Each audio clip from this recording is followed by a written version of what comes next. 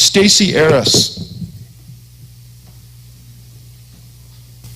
That one right there, I will never give up on this case.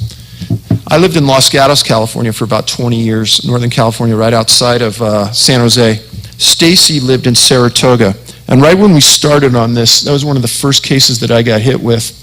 It was in '81. She was with her dad, and they were in the high Sierras of Yosemite riding horses into a backcountry area with 6 other people.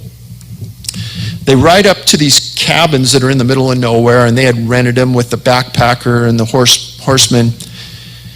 They get off their horses. Stacy and her dad go into one of the cabins that they're sharing, and she comes out with her dad, and she says, "Hey, Dad," she's got her camera. She goes, "I'm going to go over to this point right here.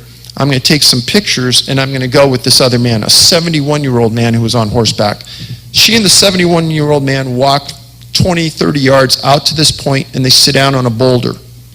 She's taking pictures with him. Everyone can see them. They're not very far away. In this portion of Yosemite, there's a lot of boulders of granite, a lot of just straight granite. She tells this man, she goes, "I'm going to walk down to that lake right there and take some pictures of the lake 200 yards away." Okay. So her dad and everybody sees Stacy walk by herself down to the lakes. That was the last time Stacy was ever seen.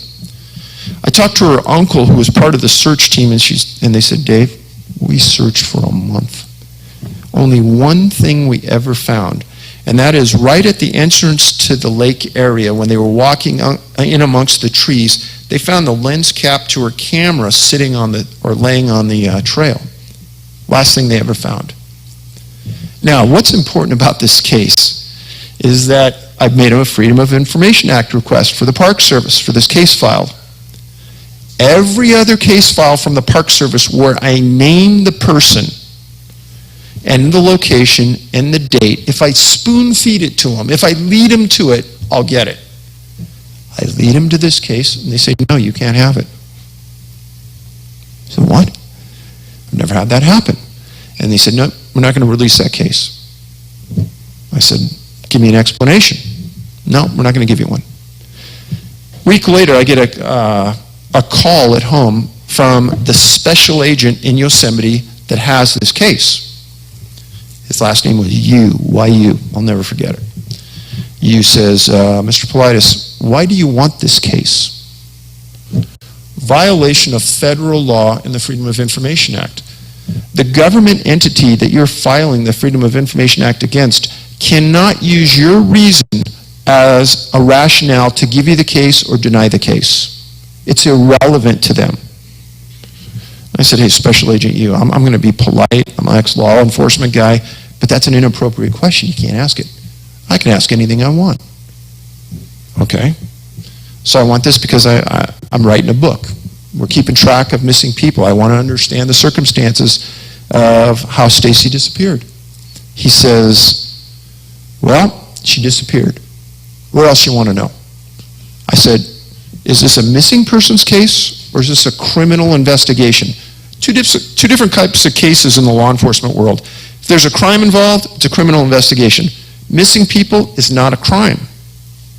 Now, if there's a suspect in the disappearance, then it's kidnapping or abduction. Now it's criminal again. So I asked him that. He says, "No, straight missing persons case." Okay, are there any suspects? No. Has anyone touched the file in the last 15 years? Not that I can tell. I said, "Then what's the reason you're denying me access?" "Yep, we just made a decision that on this one you're not going to get it." Okay, so I appealed through my congressman, and I got denied again. So I went to her uncle and I said, "Hey, why would they be denying me this?" And he says, "Well, have you gotten other cases?" I said, "I have a stack in my room that's 10 feet tall." And he says, "I have no idea, Dave."